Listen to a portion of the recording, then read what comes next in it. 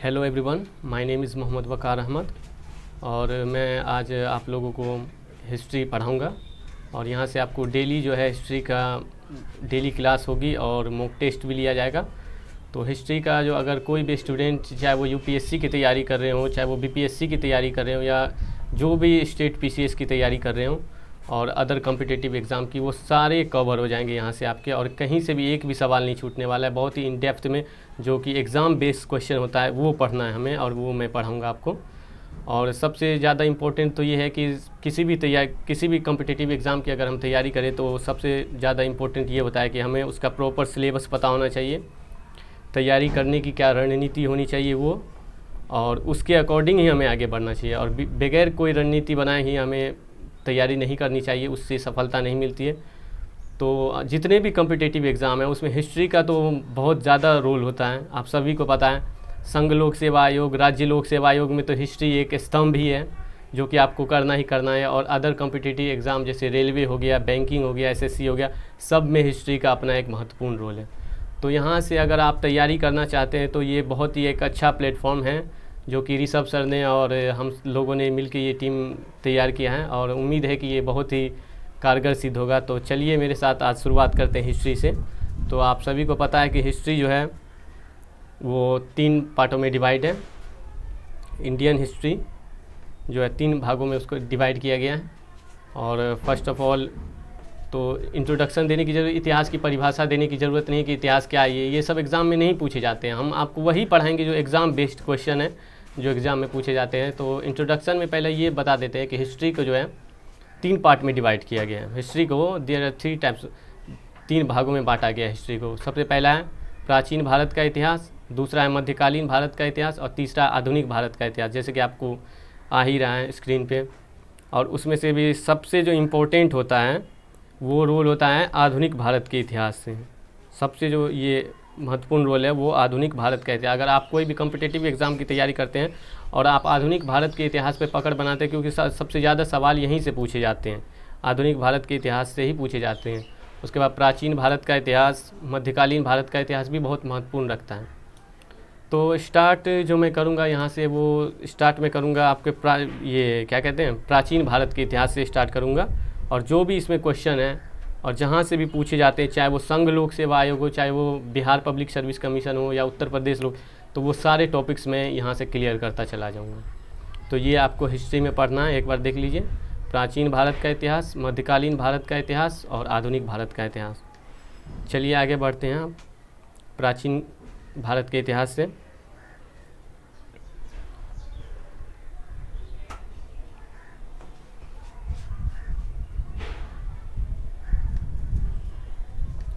तो सबसे पहले तो हम ये जानेंगे कि प्राचीन भारत के इतिहास को जानने का स्रोत क्या है, वो रिसोर्स क्या है जिससे हम एंशिएंट हिस्ट्री को जान सकते हैं। ये सवाल नहीं पूछा जाता है, लेकिन एक फ्लो अप के तहत मैं आपको बता दूं कि हिस्ट्री में जो है प्राचीन भारत के इतिहास को जानने का स्रोत एक ऐतिहासिक ग्रंथ है, जैसे कि अर्थशास्त्र चाणक्य की लिखी हुई बहुत फेमस बुक है, जिससे कि मौर्य काल के बारे में जानकारी मिलती है। और पुरातात्विक स्रोत में अभिलेख है, जैसे कि ये क्या कहते हैं, अशोक के अभिलेख हैं, और भी बहुत सारे प्रयाग प्रशस्ति अभिलेख है। उससे जो है हिस्ट्री के बारे में बहुत सारी जानकारियाँ मिलती है जो कि बुक में नहीं है, कोई पार्टिकुलर इसमें नहीं मिला गया। उसी तरह सिक्के से भी हमें इतिहास के बारे में जानकारी मिलती है कि बहुत से जो सातवाहन शासक थे वो ये शीशे के सिक्के चलाएँ। और इसमें जो दिया गया वीणा वादक के रूप में समुद्रगुप्त ने अपने आप को एक सिक्के के रूप में दर्शाया है। तो इससे भी बहुत सारी जानकारियाँ जो हिस्ट्री की मिलती है। और तीसरा जो है विदेशियों का विवरण, कि जितने भी इतिहास में, प्राचीन इतिहास में विदेशी आए उन सब ने अपना विवरण छोड़ा है। जैसे कि मेगास्थनीज आए मौर्य काल के समाज में, तो मेगास्थनीज की फेमस बुक है इंडिका, जिससे जो है मौर्य काल के समाज के बारे में जानकारी मिलती है। तो ये सारे बुक्स हैं जो ऐतिहासिक ग्रंथ है, उससे हमें ये सारी जानकारी मिलती है। अभिलेख से, सिक्कों से विवरण इसका तैयार होता है, और ये सारी जानकारियाँ जो हमको इससे मिल जाती हैं। तो मुझे लगता है कि ये समझ गए होंगे, इसको ज़्यादा समझाने की ज़रूरत है। ये केवल रिसोर्स है कि इसको जानने की क्या क्या ये हैं। और आगे बढ़ते हैं। और तीसरा जो है, ये फर्स्ट ऑफ ऑल हम स्टार्ट कर लेते हैं ऐतिहासिक ग्रंथ से। तो फॉर एग्ज़ाम्पल में मैंने आपको बताया ही कि बहुत सारी ऐसे विद्वान गुजरे उन प्राचीन काल में जिन्होंने अपने बुक के माध्यम से जो है इतिहास का विवरण दर्ज कर दिया है। तो वो जो है हमको इतिहास को जानने का एक बहुत ही अच्छा रिसोर्स पता चलता है, जिससे कि हम हिस्ट्री को जान सके। तो इसी तरह से हम जैसे एग्जांपल में देख ले, कल्हन की लिखी हुई फेमस बुक है राज तरंगिनी, जिससे जो है कश्मीर के इतिहास का पता चलता है। ये कल्हन की लिखी हुई बुक है, इससे कश्मीर के इतिहास का पता चलता है। और इसी तरीके से जो है चाणक्य की लिखी हुई अर्थशास्त्र है, ये जो मौर्य काल की सबसे जो महत्वपूर्ण बुक है और प्रशासनिक व्यवस्था से जुड़ी हुई बुक है, चाणक्य का अर्थशास्त्र। मेगास्थनीज की पुस्तक इंडिका है, जिससे कि मौर्य काल के बारे में बहुत सारी जानकारियाँ मिलती है। तो ये ऐतिहासिक ग्रंथ है, जिससे जो है हमें बहुत सारी जानकारियाँ प्राप्त होती हैं। अब फिर आते हैं इस पर अशोक के अभिलेख। तो अशोक के अभिलेख में अशोक के अभिलेख है, जैसे अशोक के अभिलेख से जो है बहुत सारी जानकारियाँ मिली है कि ये जो कलिंग युद्ध हुआ है उससे भी अशोक के अभिलेख से ही हमें जानकारी मिली है कि कलिंग युद्ध के बारे में विवरण। रुद्रदामन का जूनागढ़ अभिलेख है, ये भी इससे हमको जानकारी मिली है हिस्ट्री के बारे में बहुत। प्रयाग प्रशस्ति समुद्रगुप्त की लिखी हुई है, उससे भी हमें बहुत सारी जानकारियाँ मिली हैं। तो ये सारे जो अभिलेख आप देख रहे हैं, अशोक के अभिलेख, रुद्रदामन के अभिलेख और प्रयाग प्रशस्ति समुद्रगुप्त का है, तो ये सारे जो है ये सारे हिस्ट्री को अभिलेख में जानने के स्रोत है, हिस्ट्री को जानने के स्रोत है अभिलेख के माध्यम से। ठीक है, तो ये भी आपको लगता है, मुझे ये आप समझ गए होंगे बहुत ईजिली, इसमें ज़्यादा समझाने की ज़रूरत नहीं है। और सिक्के थर्ड जो है ये आता है सिक्के, तो इसमें भी ज़्यादा ये नहीं है कि अब मैंने पहले भी बता दिया कि सिक्के के माध्यम से भी बहुत सारी हिस्ट्री की जानकारी मिली है। जैसे कौन से शासक ने हिस्ट्री में जो है सिक्के चलाएं, जैसे सातवाहन शासक ने जो है चांदी इसके क्या कहते हैं शीशे के सिक्के चलाएं, ये सवाल सब पूछा जाता है एग्ज़ाम में।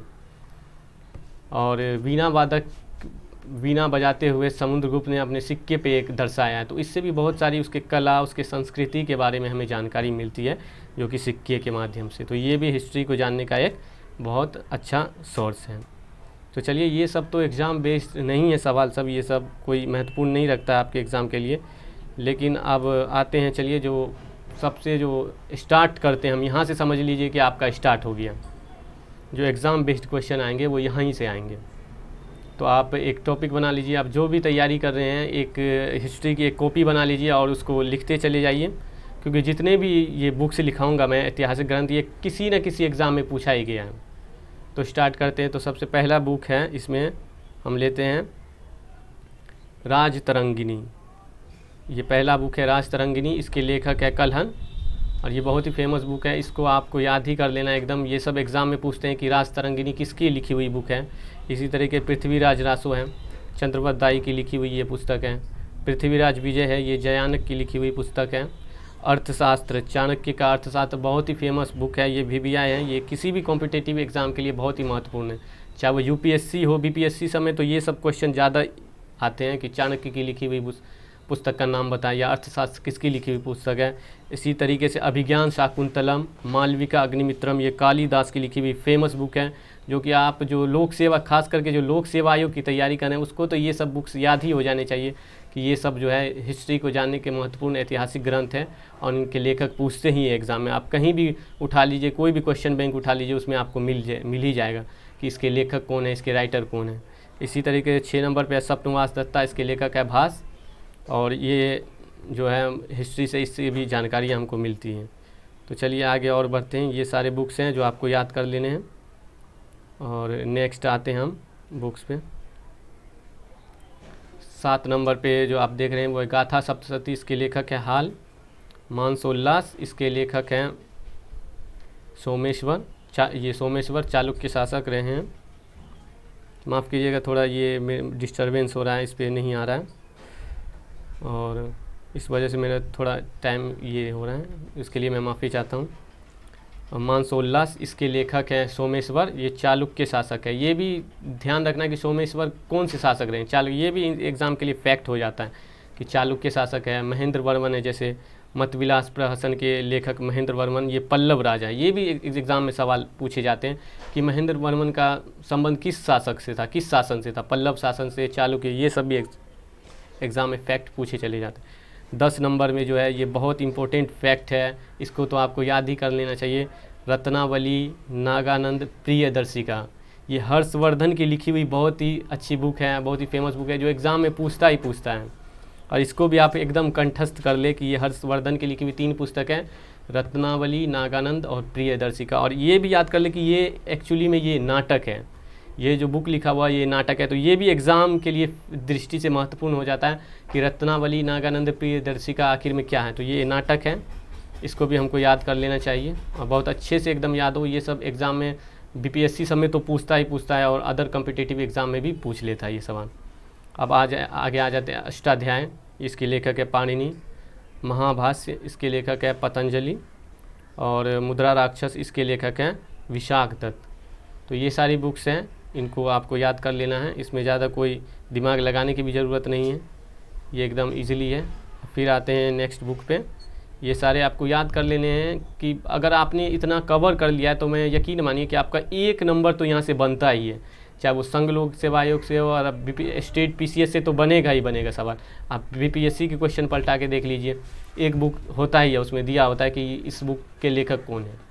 प्राचीन वो इंडियन, चाहे वो एंशियंट से हो, चाहे वो मिडावल से हो, चाहे वो मॉडर्न से हो, तो वो मैं आपको बता ही दूंगा। लेकिन जो अभी जहाँ से हम टॉपिक क्लियर कर रहे हैं उसके बारे में हमको जानकारी, और एसएससी सब में भी सारे जितने भी हैं वो सब आपके क्लियर हो जाएंगे। क्योंकि आप जानते ही जब संघ लोक सेवा आयोग यूपीएससी तक की बात कही जा रही है तो एसएससी, बैंकिंग, रेलवे सब आपका क्लियर हो जाता है, आप कहीं कोई घबराने की ज़रूरत नहीं है।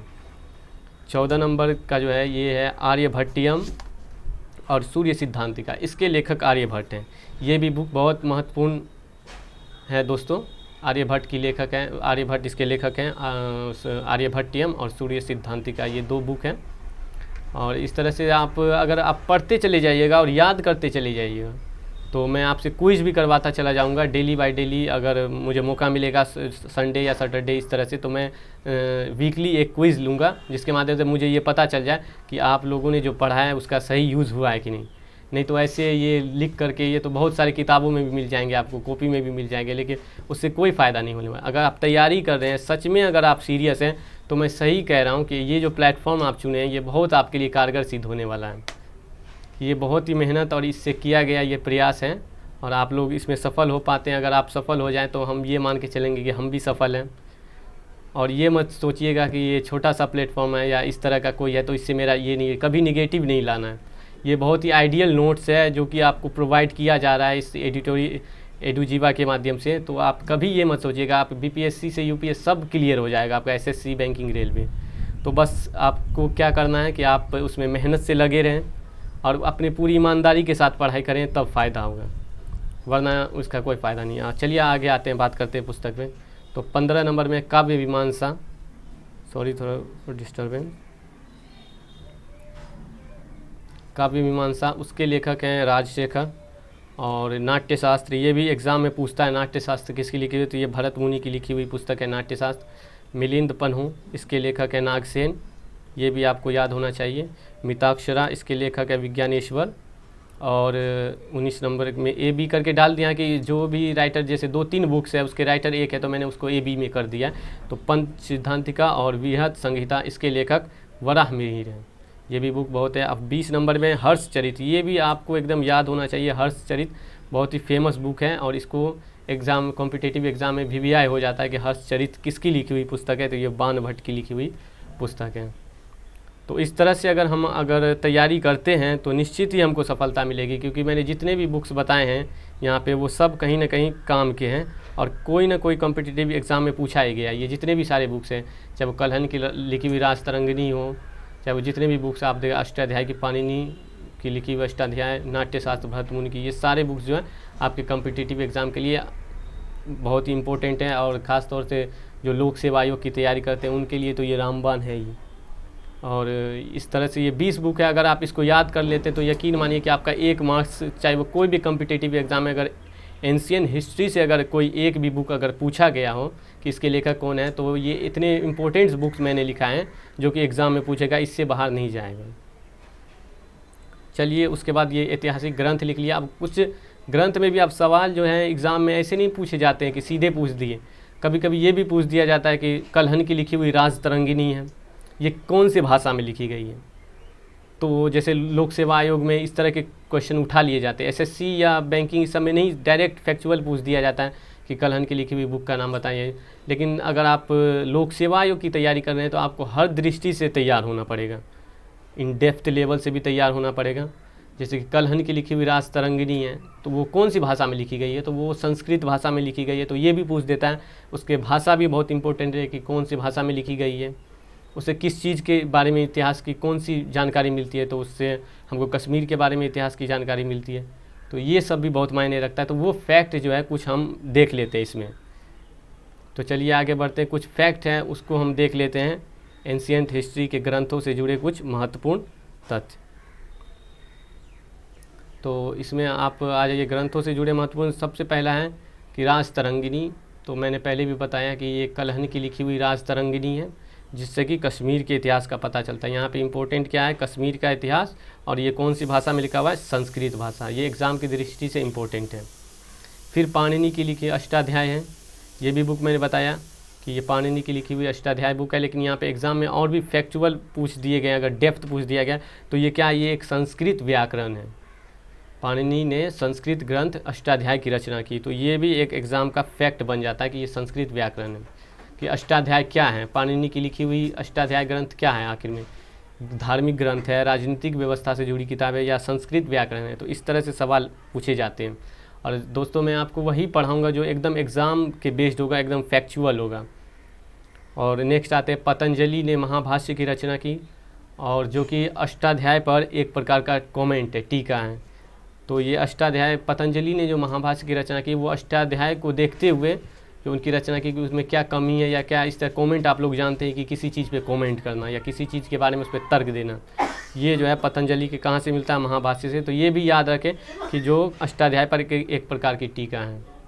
ठीक है दोस्तों, ये सब हमको करना है, ये सब एग्ज़ाम के एकदम आप कंठस्थ कर लें तो आपका कहीं नहीं छूटेगा। अगर आप इतना याद कर लेते हैं तो यकीन मानिए कि आपका क्वेश्चन अगर पूछेगा धार्मिक ग्रंथ से तो आप कंप्लीट कर ही जाइएगा।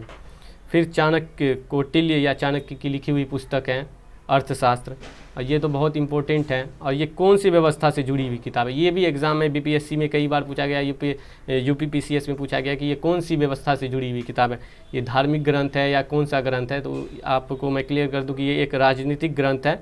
एकदम आपको कंठस्थ याद हो जाना चाहिए कि कौटिल्य का अर्थशास्त्र राजनीतिक व्यवस्था से जुड़ी हुई किताब है, जिससे कि मौर्य काल के बारे में जानकारी मिलती है। और ये एक ऐसा बुक लिखा हुआ है जो हमारे आज प्रेजेंट इतना वर्ल्ड डेवलप कर गया, फिर भी जो है एडमिनिस्ट्रेटिव सर्विस में आज भी ये बुक प्रासंगिक है, कि इसके बहुत सारे रूल्स जो है अभी भी लागू किए जा रहे हैं।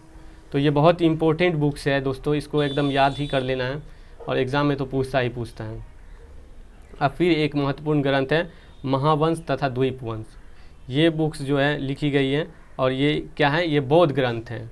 एक्चुअली में ये बौद्ध ग्रंथ है, यानी बौद्ध धर्म का ग्रंथ है। और इससे जो है श्रीलंका के इतिहास के बारे में हमको पता चलता है। किसके बारे में पता चलता है, कि श्रीलंका के इतिहास के बारे में। तो ये सारे बुक्स हैं जो कि कॉम्पिटिटिव एग्ज़ाम में पूछे जाते हैं, कि अगर आप इसको ढंग से पढ़ लेते हैं, अच्छे से याद कर लेते हैं, तो आपका 1 से 2 नंबर का क्वेश्चन, जो आप मैंने इसको डेप्थ में भी लिखाया है, तो 1 से 2 नंबर का क्वेश्चन नहीं छूटने वाला, चाहे वो किसी भी एक कॉम्पिटिटिव एग्ज़ाम में अगर आपसे पूछा जाए इसके बारे में, धार्मिक ग्रंथ के बारे में और इतिहास, ये प्राचीन भारत से, तो आपका 1 मार्क्स तो आपका कंप्लीट हो ही जाएगा। तो इस तरह से मैंने आपको सारा चीज़ बता दिया कि एंशिएंट हिस्ट्री में कहाँ कहाँ से क्या सवाल आते हैं, उसके स्रोत क्या हैं, ऐतिहासिक ग्रंथ है, पुरातात्विक स्रोत है, उसमें मैंने लिखा है सबसे पहले अभिलेख, सिक्के, विदेशियों के विवरण, ये सब समझा दिया है। और उसमें अशोक के अभिलेख, ये सब भी आगे हम देखेंगे। अभिलेख क्या है, सिक्के कौन कौन से सिक्के ये एग्ज़ाम में पूछे जाते हैं, ये सब मैं आपको देख लूँगा। आपको घबराने की कहीं ज़रूरत नहीं, ये स्टार्ट नहीं हुआ अभी मान के चलिए ये फ्लो अप मिल रहा है आपको हिस्ट्री का। हिस्ट्री स्टार्ट होती है पाषाण काल से, स्टोन एज से, और वो अंत होती है स्वतंत्र भारत के इतिहास तक। तो वहाँ से आपको फिर से एकदम डेमो के तहत पूरा एकदम आपको जो ये किया जाएगा, मॉनिटरिंग किया जाएगा। और हिस्ट्री जहाँ से शुरू होता है, इंडस वैली सिविलाइजेशन, ये सब लिखाया जाएगा, हड़प्पा सभ्यता, ये सब के कौन कौन से फैक्ट एग्ज़ाम बेस्ड हैं, एग्ज़ाम में पूछे जाते हैं, वो महत्वपूर्ण है। तो ये सारे टॉपिक्स क्लियर करवाए जाएंगे आपसे, और आप एकदम ये प्लेटफॉर्म पे बने रहें। और मैं अंत तक यही कहूँगा कि आप मेहनत को बनाए रखें। अगर आप मेहनत नहीं करते हैं तो आपके पास कितने भी अनमोल रत्न आपके हाथ में हैं, तो उससे कोई फ़ायदा नहीं। जब तक आप सही जौहरी नहीं बन पाएंगे तो कोई फ़ायदा नहीं होगा। तो इसीलिए जो है कि मेहनत को बरकरार रखें। और एक मोटिवेशन मैं आपको आज बता ही देता हूँ कि एडिसन साहब के बारे में तो सब जानते हैं, सदी के सबसे महान आविष्कारक रहे हैं। तो उनसे किसी ने पूछा कि सर सक्सेस का क्या फॉर्मूला है, तो एडिसन साहब ने जो क्या जवाब दिया तो वो आप लोग भी सुनिए, और मैं तो आत्मसात कर ही लिया हूँ कि जीवन में जितनी भी सफलताएं मिलती हैं, तो ये एकदम कंठस्थ कर लेना है ये बात कि जीवन में जितनी भी सफलताएं मिलती है उनमें 99% तक श्रम होता है और 1% प्रतिभा होती है। मतलब कि सफलता का कहाँ से लिंक है कि 99% उसमें केवल श्रम का योगदान है। अगर आप मेहनत करते हैं तो ही आपको होने वाला है। 1% प्रतिभा टैलेंट होता है। बहुत से स्टूडेंट होते हैं जिनका दिमाग तेज़ होता है, या बहुत से ऐसे होते हैं, तो कहाँ दर्शाया जा रहा है? केवल 1%, लेकिन 99% आपको श्योरिटी तो आपकी मेहनत से दिया जा रहा है। तो एडिसन साहब के ये वाक्य को आप आत्मसात कर लें और हमेशा मेहनत करते रहें, और मेहनत का कोई दूसरा ये नहीं है सक्सेस का फॉर्मूला। अच्छे से पढ़ें, अच्छे से मेहनत करें और ये प्लेटफॉर्म पे जुड़े रहें, और हमारे चैनल को सब्सक्राइब ज़रूर करें एडुजीवा, और हमारे व्हाट्सएप ग्रुप और इससे फ़ोन से भी अवेलेबल रहें, और आपको नोट्स भी अवेलेबल करवा दिए जाएंगे व्हाट्सएप से, जो कि नंबर देख रहे हैं आप।